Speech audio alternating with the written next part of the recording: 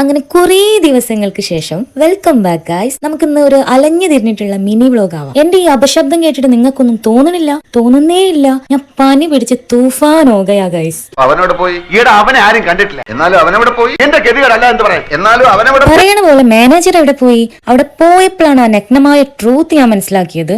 Manager പിന്നെ he hey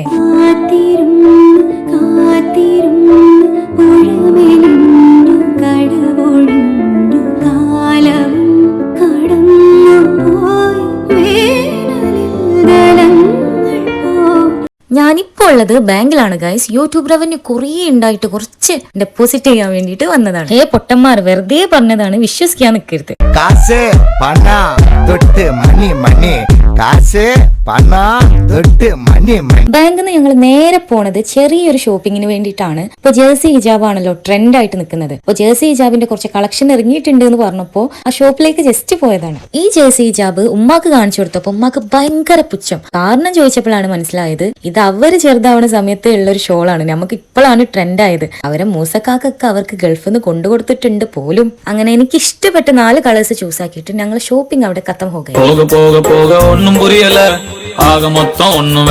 and guys, എനിക്കറിയാം എന്റെ സൗണ്ട് ഭയങ്കര അപശബ്ദമായിട്ട് ഫീൽ ചെയ്യുന്നുണ്ടാവും. ഓൾറെഡി അലവലാതി സൗണ്ട് ആണ്, ബട്ട് പനി പിടിച്ച് സൗണ്ട് ഒന്നായിട്ട് പോയി. എന്റെ വ്ലോഗ് ഇഷ്ടപ്പെടുന്ന വിരലിൽ എണ്ണാവുന്ന കുറച്ച് പേരുണ്ട്. അപ്പൊ എന്താ വ്ലോഗ് ഇടാത്തതെന്ന് മെസ്സേജസ് വായിക്കാറുണ്ട്. സോ അവരെ നിരാശപ്പെടുത്താൻ പറ്റൂലോ. പിന്നല്ല ഗൈസ്, ഞാൻ ഇത്രയും നേരം വെയിറ്റ് ചെയ്തത് ഈ ഒരു നിമിഷത്തിന് വേണ്ടിയിട്ടാണ്. എന്താണ് ഗാന. സത്യം പറഞ്ഞാൽ ഞാൻ പുറത്തിറങ്ങണത് തന്നെ ഫുഡ് വെക്കാൻ വേണ്ടിയിട്ടാണ്. I M A foodie girl. അൽഹംദുലില്ലാ ഇപ്പോഴാണ് റാഹത്തായത്.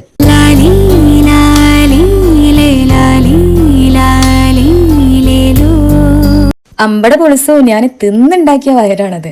അപ്പൊ ഇന്ന് ഇത്രേ ഉള്ളൂ ഗൈസ്.